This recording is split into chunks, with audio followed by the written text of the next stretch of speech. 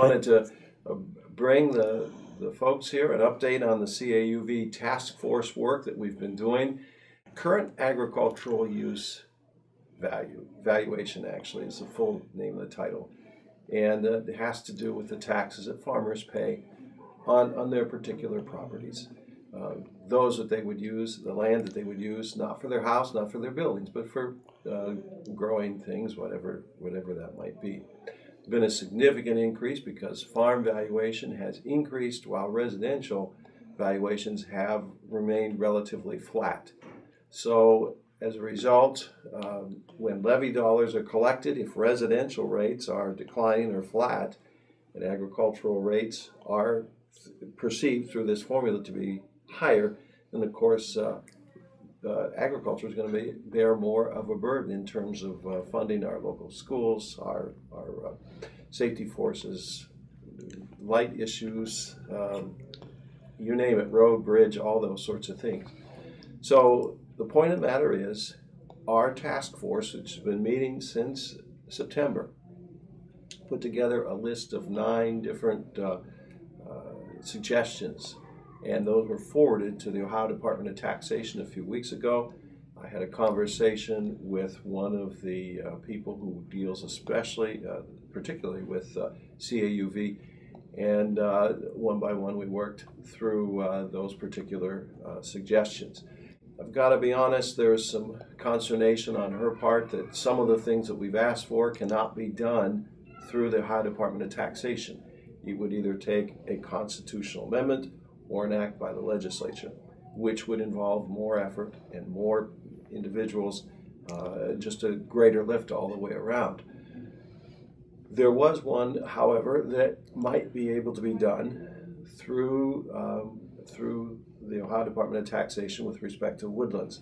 And it's rather complicated, but rather than get into it, there is some interest in there about the forestry law and how we can perhaps move some of our woodlands people into the protection, a greater number of them, of the forestry law and get a deeper compensation with respect to tax breaks, because of course when you put land in forestry, you're not going to get an immediate return. You have to wait for the trees to mature, all the while you're paying taxes. Bottom line is, they listen to us. There is a major meeting on Thursday, March 5th. The statewide CAUV Advisory Board is meeting with the Ohio Department of Taxation and the Farm Bureau in conjunction with the Ohio Farmers Union and the Tree Farmers Association has made a number of suggestions, and we're going to see on Thursday what pans out with respect to those particular suggestions. So stay tuned on CAUV. We're on top of it. We are on the leading edge here in Ashtabula County in terms of suggesting different routes to the Ohio Department of Taxation. Now, does this also affect the area of vineyards? Yes, because some of that is in CAUV too. So all the agricultural land that is classified under that particular heading. Okay?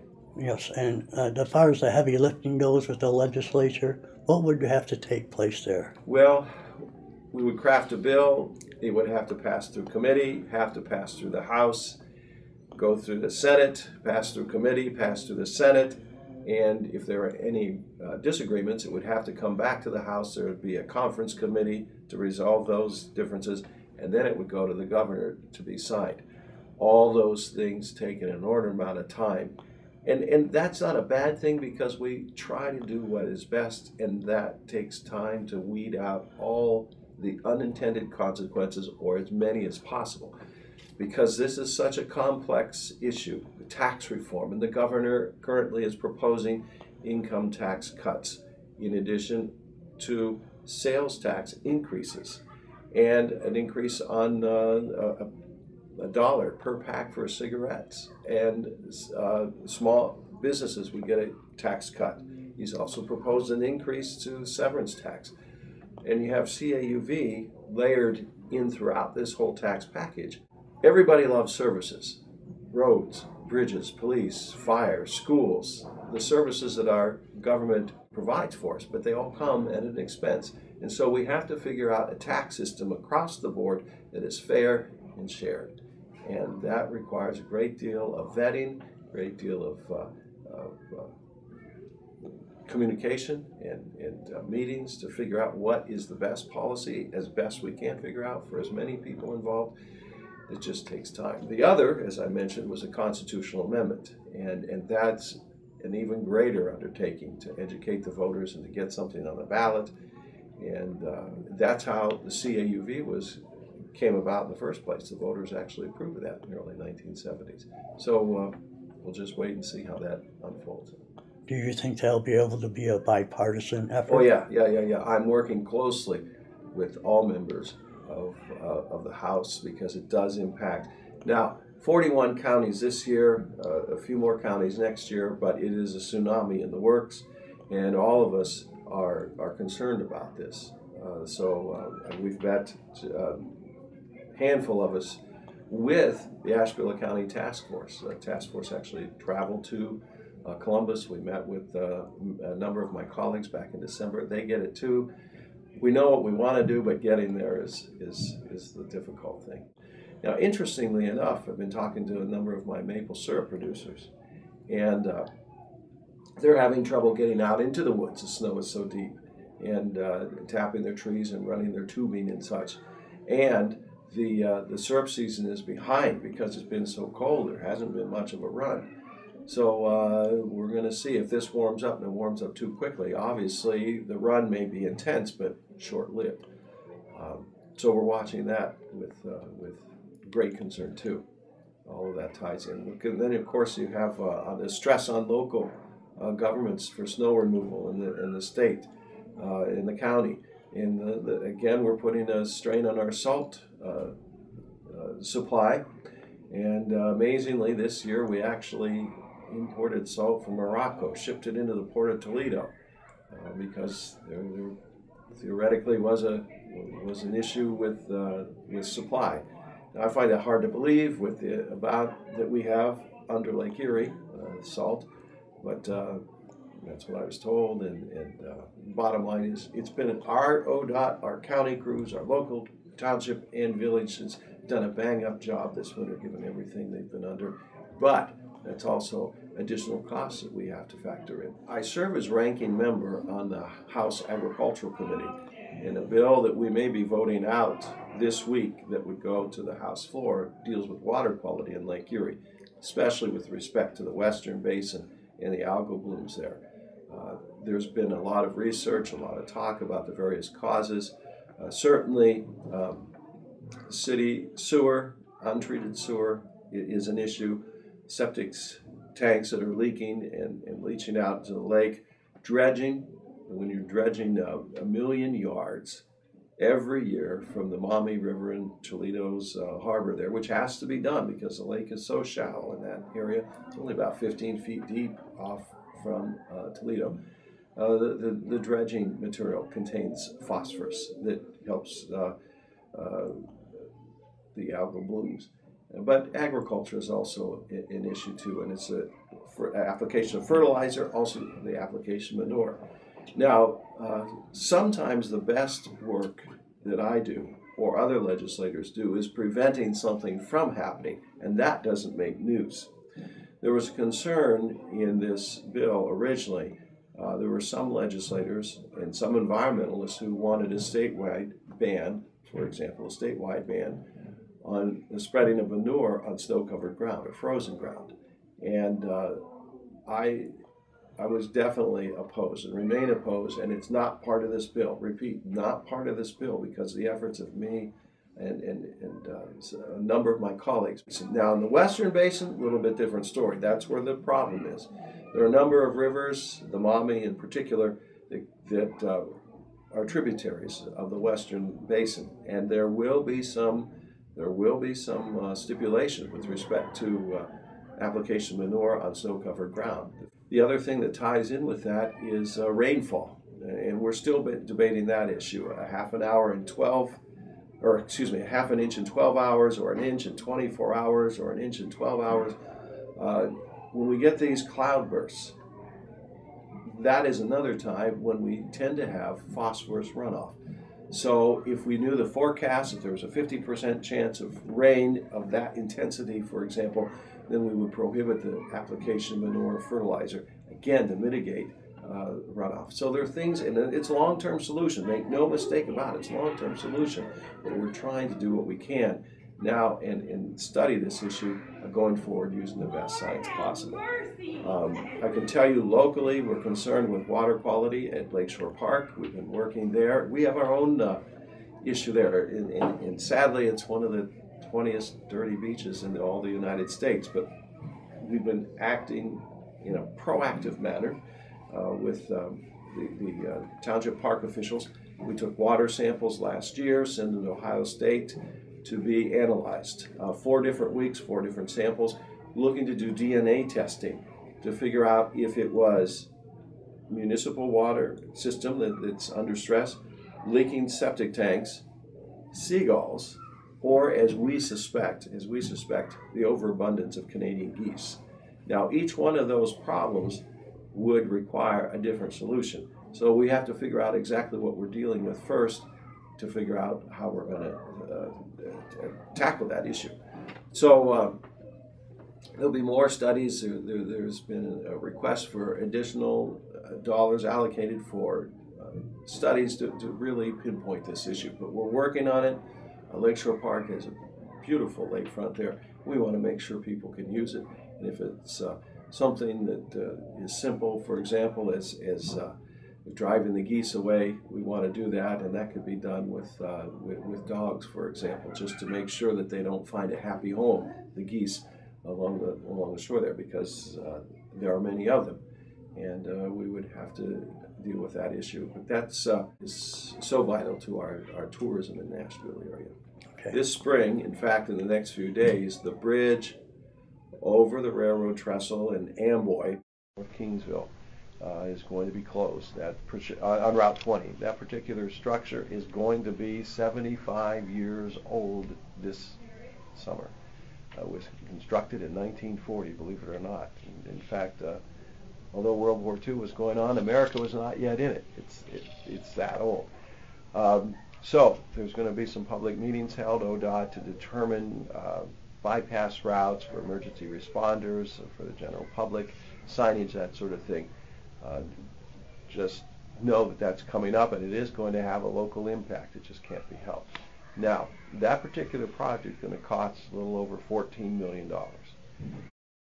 That's just one bridge in one county out of the 88 in Ohio, and it adds up in a hurry, which leads me to my next point. Last week in the Transportation Committee, and I serve on Finance Committee dealing with the transportation budget, we passed out out of committee the new transportation budget, and I asked for an amendment to add $100 million more over a 2-year period for bridges. Because I know that in Ashtabula County, for example, we have the Cognac Creek, we have the Grand River, we have the Ashtabula River, we have the railroads, east, west, north, south, and some of those overpasses and underpasses are in desperate need of repair, and that's just in Ashtabula. So $100 million sounds like a lot, but statewide it'll be evaporated fairly fast. That budget was not accepted. We're going to offer it on the floor this week as we voted out of the House, and it'll probably not be accepted there, but I'm going to try because it's that important for our area. Infrastructure development and maintenance is critically important if we're going to attract and retain business. Without sustainable roads, bridges, sewer system, water system, business can't survive. People can't survive. It's one of those cornerstones of development, economic development is so critically essential. And so I felt passionately about this, that we ought to be doing more, and I will keep fighting for our bridges and even culverts. We have a lot of culverts in Ashtabula County in this 99th district. They need to be maintained, need to be upgraded, but all that costs money.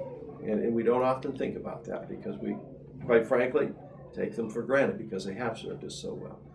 but the price is coming due on a number of them. We have to be ready for that. ODOT has submitted its budget, and this would be in addition to ODOT's proposal. And obviously, the director is appointed by the governor, and the governor would be the one who would kind of set the parameters. So I'm trying to be a little bit more proactive when it comes to investment in our bridges than the director, and I respect his opinion, but yet I know that there's really a need out there. But that all ties in with the greater picture of the governor's attempt to cut income taxes. If you're going to do that, you're going to have to limit spending somewhere else and raise some other taxes.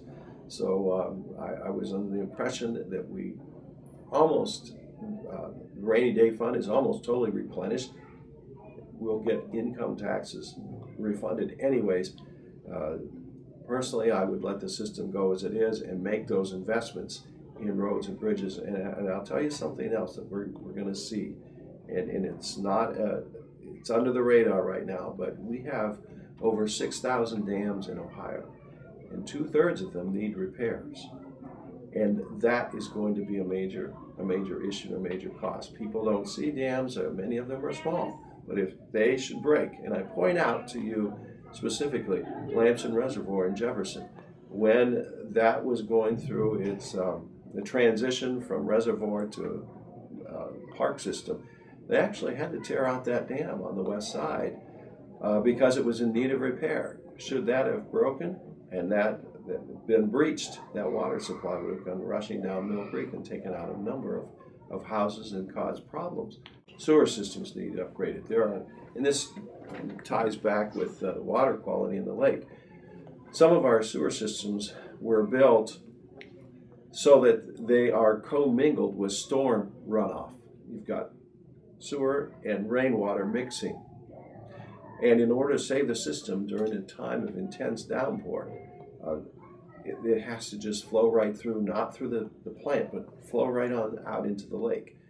We need to do something about that, and it's going to cost money, but we cannot continue to grow and to have these commingled sewers. It's going to be long, it's going to be expensive, but it's the right thing to do for the environment, for our people, for that lake, which is a precious natural resource. It is, just to brag about the lake, it is one of the finest fisheries in the world. And there's more diverse types of fish in Lake Erie than the other 4 Great Lakes. That lake is going nowhere, and we need to protect it, we need to invest in it, because there are other areas of this state, let alone other areas of this country, who would love to have what we have. There are 88 counties in Ohio, and only 8 have lakefront property, and we are one of them. And preserving the water quality of that lake and investing in that lake, making sure it's clean, critically important for all of our futures. Now, and another issue of water quality, fracking. How's that policy coming? Well, fracking and especially injection wells right now on the back burner. Due to the low price of gas, and I mean oil and natural gas, there hasn't been the great migration of rigs into our area. There is a movement to raise severance tax. The governor definitely wants to raise the severance tax to use some of that money to rebuild the infrastructure of those regions that are impacted, but also to offset the income tax. My concern, and admittedly I've not forgotten this, is the injection wells in Ashtabula County. We have to make sure, because we sit so close to the lake, that they are inspected, that they are safe, that they do not leak, because we have, again, we have to balance this whole equation of progress, and we all rely on gasoline and oil products and natural gas. Balance this whole idea of progress with preservation, and that's been an eternal problem, so it seems, since the Pilgrims landed. Balancing the needs for sustenance with the need for preservation. I know we were down in Wilmington for the State of State last week, and there were some protesters opposed to fracking, and I get that, and I understand their concerns, but I also understand that I don't think that they walked to the convention site either.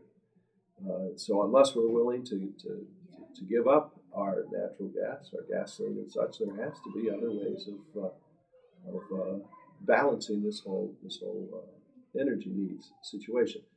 I do think, though, that if I could wave a magic wand, that part of this tax from the severance would go to investing in research for sustainable and renewable energy sources. And I'm looking down the road 50, 60 years. The gas, the oil we have is but a bridge to the next energy source. And it's not going to be here forever. Coal isn't going to be here forever. And I want my grandchildren, my great-grandchildren to have energy in abundance that's clean, that's renewable, that's sustainable. And that's something that we need to be doing now while we have that capability. With respect to charter schools, there is a movement, and I'm very much in the middle of it, to demand public accountability of charter schools. For too long, they've been able to operate by a different set of rules with respect to public audits. If public dollars go to a charter school, and I'm not saying I'm anti-charter, I believe that parents ought to make decisions appropriate for their own kids' education to figure out where they should go. I understand that. But if public dollars are spent on charter schools, then they must be subject to public oversight. And that hasn't been the case. So we're moving to rein that in. And I do have a number of members. This is a bipartisan issue to do just that. The governor, the auditor feel very strongly about this too. We just have to do the right thing. It was an experiment, and it's gone awry, and it's time to bring it under control. Now, with respect to funding for our schools, the first runs came out from the governor's formula based on the budget. And in Geauga County, I can tell you that all the districts in Geauga County are losing money. In Ashtabula County, there are 3 districts losing money: Geneva, under this formula, Geneva, Jefferson, and Conneaut. And there is definitely something wrong with the formula to produce runs like that. And as such, we're scrutinizing the formula to see where the problem is. Districts such as Jefferson, Geneva, and Conneaut, they shouldn't be getting cut from the state. And it's a very complicated formula. It takes a great deal of effort to begin to understand it, let alone what it does. So we're working with tax experts to see if that can be tweaked a little bit so that nobody loses money, and that we can allocate those funds to districts who are in need. And some of those factors are children who live in poverty, and we use the free and reduced lunch as a guideline for that. Children, English is a second language, and I know we have that issue here in the county. And special needs children also cost more money, and those aren't necessarily accounted for in the formula right now. So we're going to be looking at that. And the other thing you're going to hear a lot about in this funding formula is capacity. And the governor is really big on a district bearing its fair share of the cost. And I was questioning the witness from the Department of Education the other day about this whole notion of capacity, because my feeling is there's a difference between capacity and ability. Capacity is what we ought to be able to pay. Ability is the reality of being able to make that capacity come to life.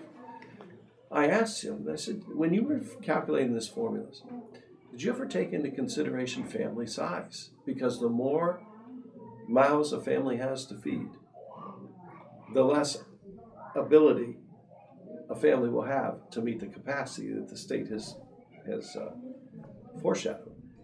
And the answer was no. Family size didn't matter. And I think that's a major issue. I asked him, is there an adjustment for the cost of living? Some places in Ohio are more expensive than others. Was that factored in?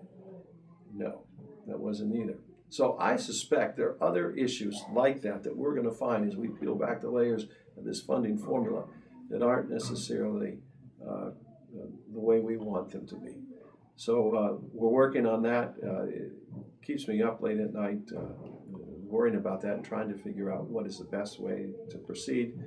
But it's important because, again, education is an investment in our future, too. This is really disconcerting. There are 10,000 baby boomers who are retiring each and every day across the United States. And we're going to have jobs, but we're not going to have, and we have them already, but we're not going to have the people trained to fill them. And that would require an investment in education across the board. What has happened with state budget cuts to our schools, those programs that aren't tested, that aren't part of that core group of subjects, have been in some schools cut. I'm talking about guidance counselors. I'm talking about elementary art, music, gym, Future Farmers of America, the FFA programs, the VOAG programs, and some of our schools are gone that used to be there. And we have a gap, just sticking with the farming industry, for instance. We have an aging farm population and young people who are short in numbers. We also have a demographic issue. There aren't as many young people for whatever reason. And definitely the pre-K crowd is down because of the recession. People don't have children when a recessionary period is upon us. But we've got this perfect storm brewing. By 2030, in some areas of Ohio, it will be as low as a quarter of the population, another a third of the population will be age 60 and older, which means that typically they're moving towards retirement. And once people are in that age group, they typically spend less on consumables because they have what they need. They spend more on health related items that aren't taxed. And once they are retired, under the state law, they don't pay income tax. So you have this large group that's moving in that direction, and we have a very, very small group coming in to fill those particular positions. Quite frankly, we're going to need a labor force. We have to train the people we have, but we're also going to have to attract others to come and fill our labor force here. And the way to do that is through providing a quality education that the parents want for their children, an infrastructure that's up and ready to go, a quality of life that people are attracted to, a healthcare system that's affordable and that's available, and we have UH and we have ACMC and the whole system throughout the whole district, and finally the lower and affordable costs of living. It is very cheap, very affordable to live in Asheville County. So demographically, I'm looking down the road 15, 20 years as to what this population is going to look like and what policies should we be pursuing today to prepare for that reality. Okay, I'm going to play devil's advocate because I myself and experience with other people, 50-50 about this, they can't find qualified help. My theory is, because I know a lot of very qualified people who are let go, they can't find jobs. They don't want to pay for qualified people. There's qualified people out there, they're just trying to get qualified people for $10 an hour. And I think that's as big a problem as anything. And we have to keep in mind that real living wages, adjusted for inflation, have not risen since the 1970s. Meanwhile, cost of college has more than doubled. Mortgages, interest rates, cost of automobiles adjusted for inflation, all those things have risen, and wages haven't risen to keep up with them. So you're right. We have to, and I'm not talking about wealth redistribution. No, I'm not either. But I'm talking about a fair living wage so that people can buy a house and stimulate the economy, so that their kids can have a good education. I'm not just saying college, but technical education too, that can be reapplied to the workforce and not come out with a huge debt. And I'll tell you, the thing that really bothers me is the popularity of reverse mortgages. Just when you should have your house paid for, there are companies out there that want you to begin taking money out against the equity, so that by the time that you should pass on, there's nothing there either. It's about greed and making money. Fair and living wage, fair day's pay for a fair day's work, and a taxation system that's fair and shared. That's all I'm asking for. And I'll work with anybody to achieve that goal. Last week, the Health Committee voted out a resolution with respect to Lyme disease that would urge the CDC to do more with respect to testing. And to address with more enthusiasm the issue of Lyme disease. That should go to the House floor this week or next week, and we'll vote that out. Now, a resolution doesn't require action, but it raises awareness. To have an interested party meeting between healthcare providers and in my office, in the office of Representative Rule, who I'm working with on this issue, to figure out how we can craft language that would require, at the time of a blood draw, and we had this until it was repealed last fall, would require notification of a person that the test may come back false positive or false negative, that they ought to seek additional testing, so that we're aware of this. Part of the problem is people are carrying around Lyme disease and it's been misdiagnosed or not diagnosed or diagnosed too late in the game, and some severe neurological damage has been done. We have to raise awareness because these ticks aren't going away. Ticks reported to by our veterinarians, numbers reported to the state, and if those ticks by our veterinarians are on our dogs and our dogs are in our homes, then obviously it's happening to humans. But because Lyme is such a oh my gosh, how can I describe this? Lyme is so colorful in its symptoms. You might have a cold, you might feel like you have flu, you might just be tired, and you really might have Lyme. But it goes away and it comes back, goes away and comes back. Not everybody gets a bullseye's rash. This disease is a real criminal in terms of its ability to cover its tracks. And so we need better testing, we need more awareness, and we need to be able to manage this. And I'll give you an example. Our hunters going out in the woods, or our agricultural folks who are working in the fields. It's maybe part of their MO when they come in from the field or come in from the hunt, that they look over one another's clothing for Lyme. It's that bad in some areas, and we have to figure out where those ticks are and where those hotspots are that not only have ticks, but ticks that carry Lyme. And we've been able to allocate funding through the state so that the tick testing center is now open for business once again. So that if an individual suspects a tick that might have Lyme, or any tick for that matter, I'd want to send them in if I had a tick on my body to find out if it was a carrier of Lyme or not. That funding's been reallocated. The lab is up and running. And what I'd like to do ultimately is develop a scatter plot map so that we know those areas where there is a tick population that is carrying Lyme so that we can all be aware of it. But we're making progress on that, and it's an issue that's very much important to our constituents here in Ashtabula County. We had a conference call back in December concerning the ALS clusters in Ashtabula County. Senator Cafaro was on the call, I was on the call, and some of the good folks that are working on that issue.